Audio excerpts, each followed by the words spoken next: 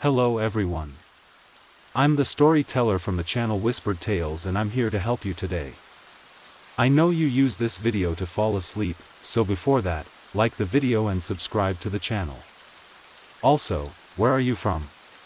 At what time are you watching? Now, get comfortable and relax. The road curved like a sleeping serpent beneath a sky the color of ash. The tires of Daniel's old truck whispered along the gravel path, echoing the sigh of dry leaves caught in the skeletal trees. He hadn't seen another car for miles, no headlights in the distance, no movement in the rearview mirror. Only the steady rhythm of the wind tapping against the windshield, and the soft murmur of the radio, now drowned by static. He turned the knob. Silence. The GPS blinked, uncertain. Turn right in. 400 feet, it said, before pausing. Recalculating, Daniel glanced at the map on his phone. The blue line had vanished. Still, he recognized the name, Hollow Wind Hill. An old family property. Inherited, technically, though he hadn't visited since he was a child. His uncle had left it to him, a man he'd barely known. The locals had whispered things about the house, even back then. Strange things. But memories twist and rot with time, like fruit left in the sun. The path steepened. The truck shuddered. Then, through the trees, it appeared. The house. It stood like a silhouette against the growing dusk, its tall windows blind and black, its roofline jagged like broken teeth. Ivy clawed at the stone walls, and a crooked weather vane turned lazily in the wind. There was something ancient about it. Something patient. As though it had been waiting. Daniel parked near the gate. The rusted iron groaned as he pushed it open, the hinges crying out as if disturbed from a deep sleep. The gravel crunched beneath his boots. No birds. No insects. Only wind. He stood before the door. A heavy, wooden thing, twice his height and banded in iron. No keyhole. Just a handle, tarnished and cold to the touch. He pulled. It opened with a breath, slow and deep, as if the house itself were exhaling. Inside, the air was thick with dust and something older. The kind of smell that clings to forgotten books and the bones of long-dead things. The floorboards creaked with every step, and the walls were lined with portraits, faded, cracked. Eyes painted 100 years ago seemed to follow him as he passed. He set his bag down in the front hall. No electricity, no reception. Just the dim gray light filtering through the cracked windows. He struck a match and lit the candle he'd brought. Its flame danced. Flickered. And then settled. He wandered the halls slowly, remembering none of them. Staircases led to other staircases, doors to other rooms. Some opened into dust-filled closets, others into yawning spaces that felt wrong, like rooms that had forgotten they were rooms. No purpose. No furniture. Just space and silence. The wind moaned against the windows, but the glass never rattled. He stopped at one door. Unlike the others, this one was small. Child-sized. Painted white. A porcelain doorknob gleamed despite the years. He reached for it. But something in him hesitated. A cold breath on the back of his neck. He turned. Nothing. He opened the door. Inside was a nursery. A cradle. A rocking chair. Tiny wooden blocks on the floor spelling out a name, Emily. The chair rocked once. Twice. Then stopped. He closed the door and stepped back. The candle flame dipped low, as if gasping, then flared. He told himself it was just a draft.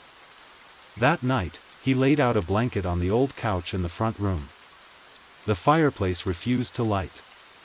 He curled under the blanket, the candle still burning beside him, and stared at the ceiling. He could hear the house breathing. Not literally, of course. Not yet. But something in the walls moved. A low groan, then a shuffle. A whisper. Maybe mice.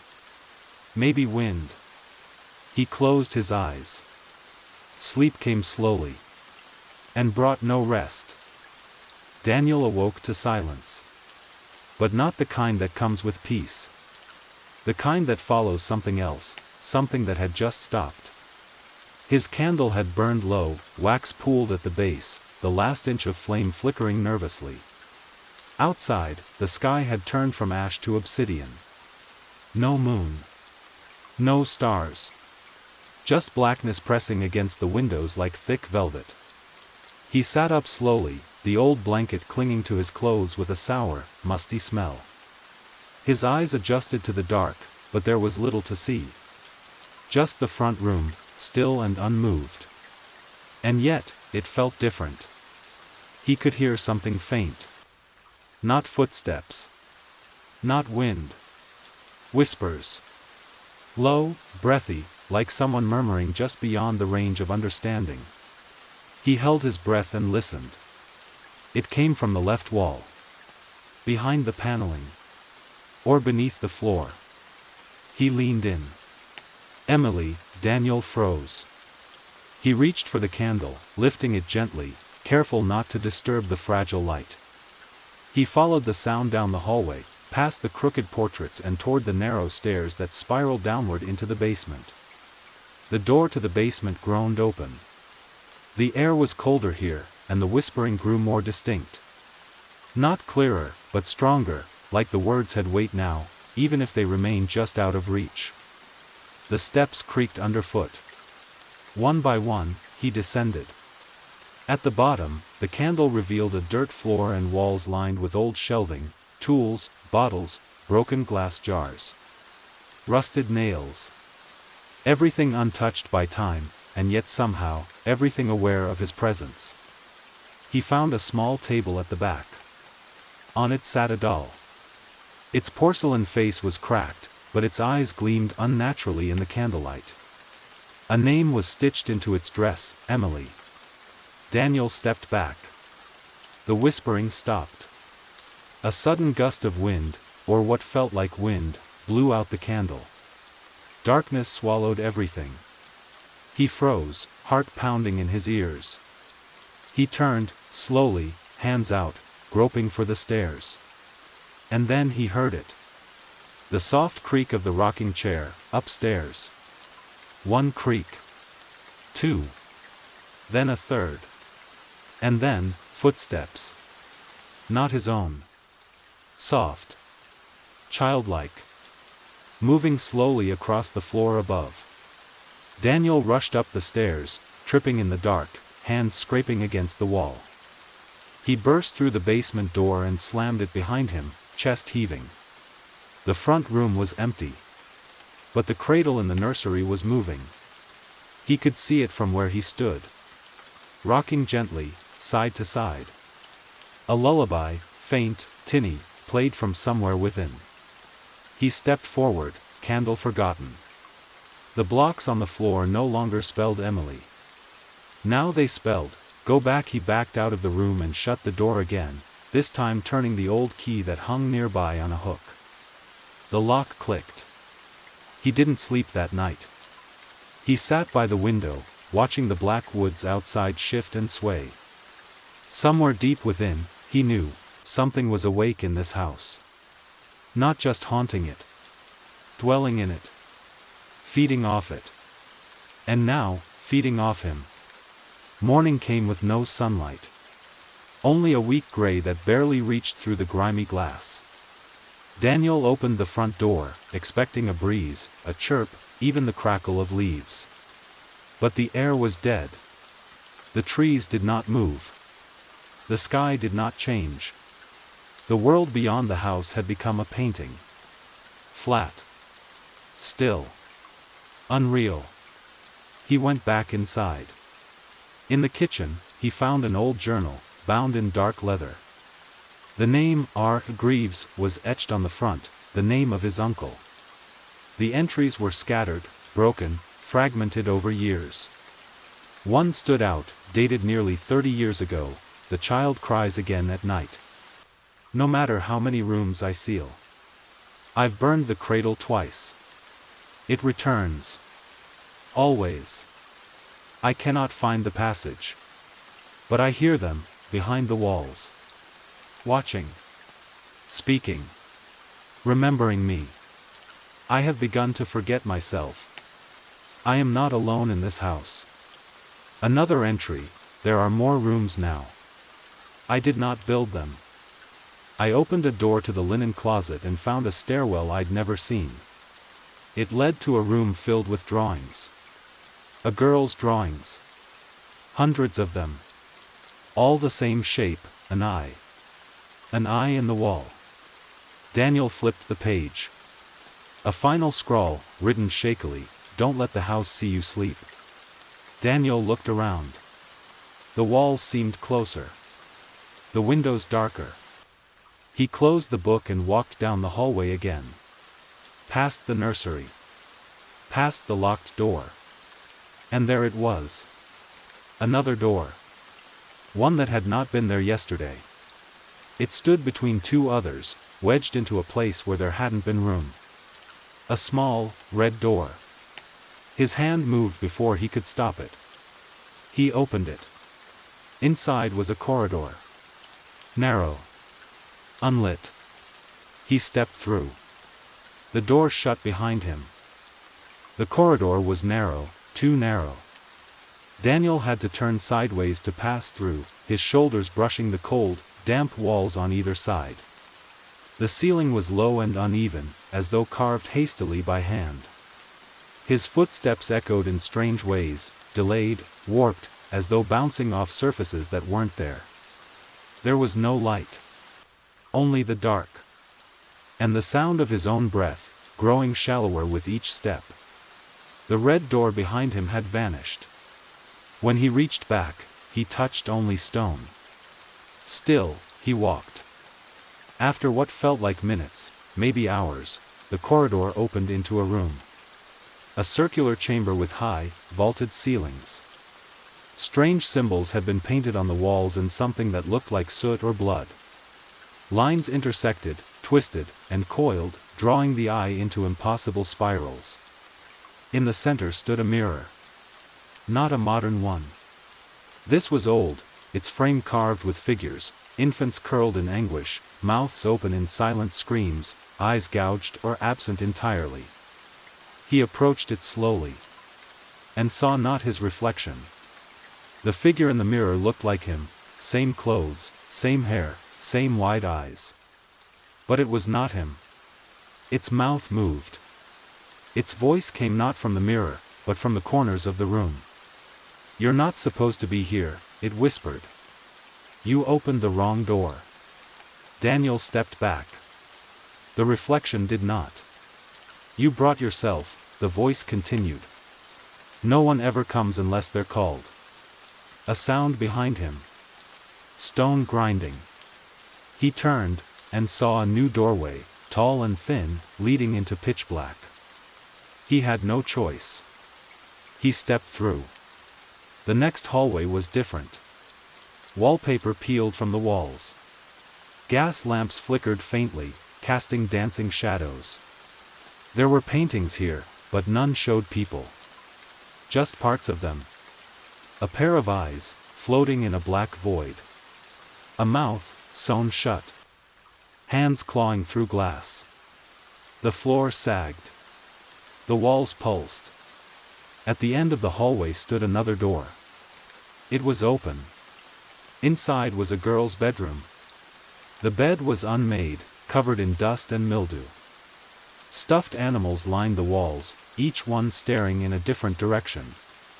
A music box played from the corner, broken and skipping, its notes unraveling like thread. On the bed, something was written in soot. "She never left." Daniel backed away slowly. The hallway behind him had changed again. New pictures on the walls, this time of him. Blurred photos. One showed him sleeping on the couch. Another, standing at the nursery door. A third, reading the journal in the kitchen. He ran. The lights blew out one by one behind him. The walls narrowed.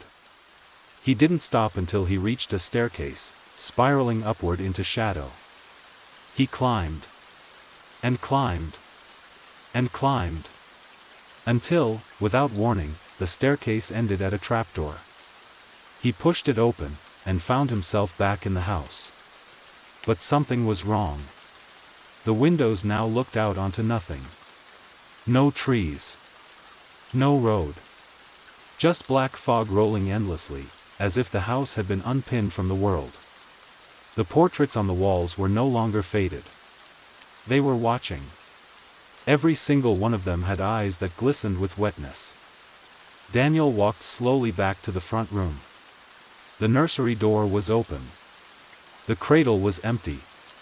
The block spelled, "She's in the walls," and then, behind him, the sound of breathing.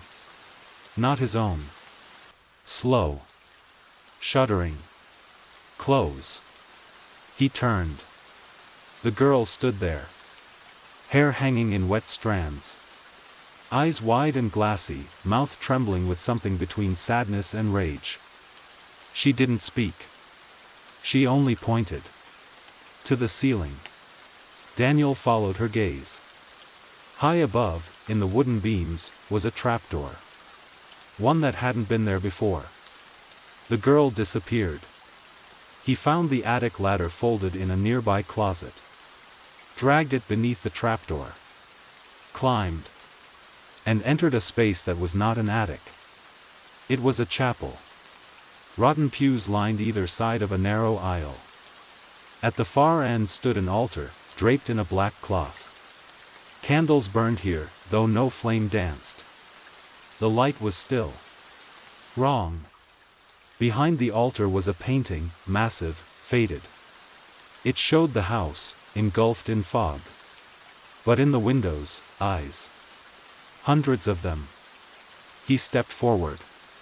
Behind the altar, a book lay open. Its pages filled with drawings, each more disturbing than the last. Children crying in cages. People with hollow chests. Faces with the wrong number of eyes. At the bottom of the final page were words written in jagged ink, "The house remembers everyone it's ever held. Some it releases. Others it keeps." A noise above. He looked up. And saw her face in the rafters. Emily. Not a ghost. Not a memory. Something else. Something that had become the house. Her eyes were endless. Her mouth did not move, but he heard her just the same. "You're staying now."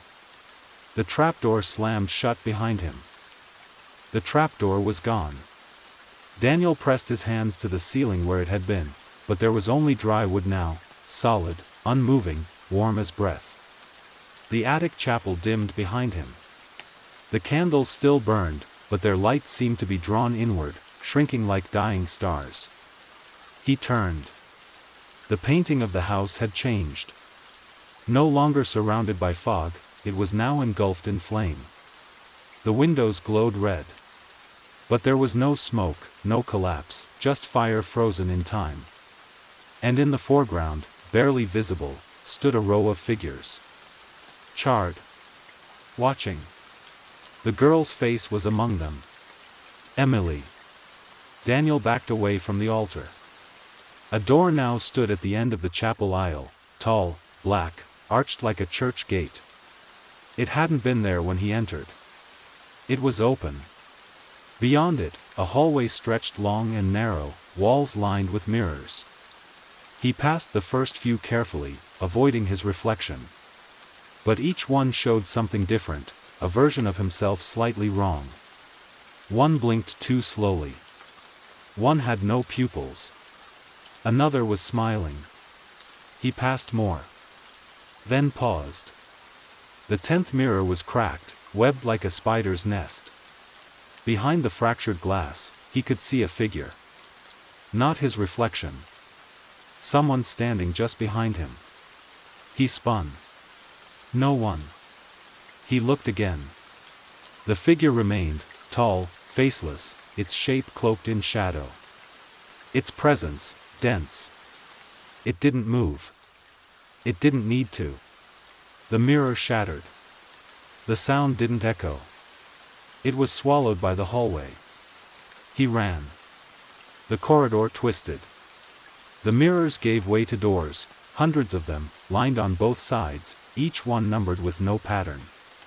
12, 43. 9, 121. 1, 1. 1, they all looked identical. White frames, brass handles. Each door hummed with quiet sound, as if whispering behind the wood. He opened one. Inside was a dining room. A long table set for dozens. Candles burned at every seat. But there were no guests. Just plates of rotted food, silverware sunk into moldy bread, wine glasses filled with black liquid. One chair at the far end creaked, though no one sat in it. Then the sound began again. Breathing. Low, ragged. Hungry. Daniel backed out and closed the door. Tried the next. A child's playroom. Only it was upside down, furniture bolted to the ceiling, toys scattered on the floor far above. A rocking horse slowly moved along the ceiling. A mobile spun in the air, casting sharp shadows like blades. He closed it. Tried another. A hospital room. But the bed was filled with dirt. On the wall, someone had scratched the word "remember" over and over again until the plaster cracked. He stepped back. All the doors along the hallway began to rattle. Some with urgency. Some with fury. One door burst open on its own. Inside, he saw a group of people. Sitting in silence. Eyes wide. Mouths open. Each of them pale, frozen, dressed in clothes from different decades, Victorian coats, 1930s dresses, 1970s t-shirts. One held a smartphone, long dead. They didn't move. One turned its head, just slightly. Its eyes locked with his. And without moving its mouth, it said, "You're the newest guest." The door slammed shut. And vanished. The hallway was different now. The doors were gone. Just walls of wood and wire, laced with crawling ivy. The air was damp, buzzing faintly with something unseen. He wandered until he reached a spiral staircase, iron, rusted, climbing impossibly high. He ascended. Step by step. The staircase began to narrow. His shoulders grazed the walls. His knees ached. Still, he climbed. Until the air changed. He emerged into a library. Enormous. Circular. Stretching stories above and below, the shelves curved endlessly like a cylinder. Books crammed every inch, many unlabeled, bound in materials he didn't recognize. Some bled ink. Some whispered as he passed. He opened one. Inside was a memory. His memory. Walking into the house. Then another. Him as a child, visiting once before, holding his mother's hand. Then another. Him, older, sleeping on a couch, watched by something just out of frame. The books were his life. But not just his. Others. Names he didn't recognize. Hundreds. Thousands. The house was collecting stories. Collecting people. A ladder wheeled itself along the rails. Daniel climbed it, reaching the top level. There, a single book stood on a pedestal. It was closed. But on its spine was his name. He opened it. There was only one page. It read, "You will forget. And return. And forget again." He turned the page. Blank. Behind him, the shelves began to shake. Books tumbled. The spiral below began to collapse, shelves shattering, paper flying like dead birds. He dropped the book and ran across the narrow catwalk. A door waited at the far end. He leapt through. and slammed it shut just as the library fell into blackness behind him. He now stood in a room with no doors. Just a single window. Outside, the house looked at itself. He saw its eyes in the reflection of the glass, hundreds of them, shifting beneath the wood and stone. And then, a whisper in his ear. "You belong to us now." The window looked out not on the world, but into it, as if Daniel were seeing behind the surface of things. The trees in the yard were no longer trees. They were limbs, stretched and rooted, clawing up from the soil. The fog didn't drift, it breathed. And the stars were gone. Instead, above the house hovered a shape. A black disk. A great, watching eye, lidless and endless, blinking in slow, geological rhythms. Its pupil shifted whenever Daniel moved. It was watching him. It had always been watching him. He stepped back from the glass. The walls of the room pulsed gently, like something alive. There were no more doors now. Just the mirror again, standing where it hadn't been before.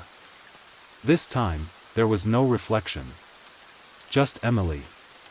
Standing alone inside the mirror, her eyes vacant, her hands pressed against the glass. She mouthed something. He leaned in. And read her lips, "Wake up." The room fractured. The floor dropped out from beneath him, and he fell, not through space, but through moments. Memories. Flashes of himself scattered like photographs thrown in a storm. The house in the distance. His mother saying, "Don't go back there." A young girl's laughter echoing through empty hallways. His uncle writing alone by candlelight, muttering, "It sees me when I sleep." He landed hard, on wood. Cold. Familiar. He was in the front room again. Everything still. Except now, it was raining inside. Water poured from the ceiling, but nothing was wet. The cradle floated just above the nursery floor. The portraits had their eyes closed. And on the rug, where he'd once napped, lay a body. His. Sleeping. Peacefully. Daniel reached for it, but his hands passed through. He wasn't there anymore. He wasn't him anymore. He was part of the house. He could feel the rooms breathing, shifting. The house was speaking, not in words, but in impressions. In feelings. In hunger. It needed memory. It needed guests. And it needed to forget them, slowly, fully, until they became nothing but whispers in the walls. "You dreamed of the house," it told him. "And so you returned." He tried to resist. To pull away.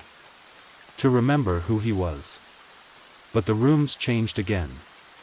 He was in the chapel. Then in the corridor. Then in the library. Then in the attic. Looping, cycling, over and over, each time slightly different. The books changed. The doors multiplied. The girl grew older. Then younger. Then vanished. And then, he woke. On the couch. The sun was shining through the front windows. The cradle sat still. The house was quiet. He was himself again. He stood. Rubbed his face. Laughed, nervous, hollow. "A dream," he said aloud. He turned toward the kitchen. And froze. On the wall hung the mirror. And in it, he was not alone. His reflection was smiling. Behind him, the girl stood once more. Not Emily. Someone else. A different guest. And her mouth moved, mouthing the same word again. "Wake up." The house was still dreaming. And he was still inside it. The house had swallowed him. That much Daniel understood now. It was no longer a place. It was a mind, massive, ancient, and dreaming endlessly. Every hallway was a thought. Every door, a memory. Every sound, a twitch of some sleeping intention. And he was the dreamer. Or the dream. He couldn't remember anymore. Each time he closed his eyes, he woke in a new room. The kitchen. The stairwell. The basement, which he didn't remember entering. The nursery. The chapel. Over and over again, the rooms rearranged like puzzle pieces refusing to fit. Sometimes he was older. Sometimes a child again. Sometimes, he couldn't find his hands. The mirrors no longer showed faces, only clouds of static, or eyes watching from within the glass. The portraits smiled now. Sometimes they whispered. He stopped trying to escape. He just followed the pull. It led him through a hallway with soft velvet walls, pulsing like veins.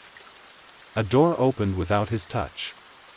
Inside, the girl sat in a rocking chair, now aged, her hair silver, her face wrinkled, but her eyes still wrong. She looked at him. "You're close," she said softly. "To what?" "To remembering." The chair stopped. She pointed to the ceiling. "The eye is dreaming of you now. When it blinks, you'll vanish again." Daniel looked up. The ceiling peeled back. And the sky was not a sky, but a vast, unblinking eye, suspended in fog. Its iris slowly rotated, etched with spirals and letters he didn't know but somehow recognized.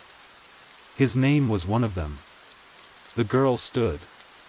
"You have to find the room that wasn't built," she said. "The one the house forgot. That's where it hides the truth." Then she was gone again. He turned to find the chair empty. So he searched. Through rooms made of bone. Hallways with carpet that whispered when walked upon. He opened one door and found an ocean, black, still, stretching infinitely in all directions, with a chandelier dangling just above the surface. Another room had no gravity. He floated until the door found him. Another was a copy of the front room, but everyone he had ever known stood there, unmoving, glassy-eyed, breathing in unison. Still, he searched. Then one hallway changed everything. It was short. Bare walls. No sound. At the end was a door with no handle. Only a phrase carved into the wood: "To remember is to return." He touched the door. And it opened. He found himself in a room that shouldn't have existed. No corners. No edges. A space where the walls bent away into darkness, and the ceiling wasn't there. In the center was a chair. Not just any chair. His grandfather's chair. The one he remembered from when he was 5. Old wood. Green cushion. Smelled of tobacco and cedar. He sat. And memory rushed in. His first visit to the house. He'd come here as a child. His uncle had lived here, back then, a writer, alone, distant. Daniel remembered the nursery. The chapel. The whispers. The girl, Emily, his cousin who had disappeared. No one had believed what Daniel said. So he forgot. Until now. Until the house pulled him back. The truth hit him hard. He hadn't come to explore. He had come to return. He had never truly left. He was always here. Just a child, dreaming he had grown up and escaped. The chair dissolved. He stood once more inside the spiral staircase, climbing again, but the stairs no longer led up. They coiled inward, downward, impossibly tight, leading into the eye of the house itself. And so he descended. As he went, the whispering returned. Not one voice. Many. Layered atop each other like leaves in wind. He's almost ready. Don't let him wake yet. He remembers too much. And beneath it all, one voice, his own, murmuring on loop, "There's no way out. There's no way out. There's no way." The staircase ended at a door made of mirrors. He stepped through, and found himself back on the couch. The house was quiet. Sunlight poured through the windows. The cradle rocked gently. Everything was exactly as it had been. Too exact. Too clean. Too constructed. He stood. Walked to the front door. Opened it. There was only black fog. He turned back. The girl stood at the top of the stairs now. Her eyes were dark wells, and from them, tears of ink poured down her cheeks. "You can sleep now," she said. "But you won't wake." Behind her, the portraits all turned to face him. The blocks in the nursery now spelled, "You were the story." And the final mirror reflected only the house itself, staring back, breathing slow, satisfied. Then, he lay back down on the couch. The house exhaled. And Daniel finally, gently, forgot.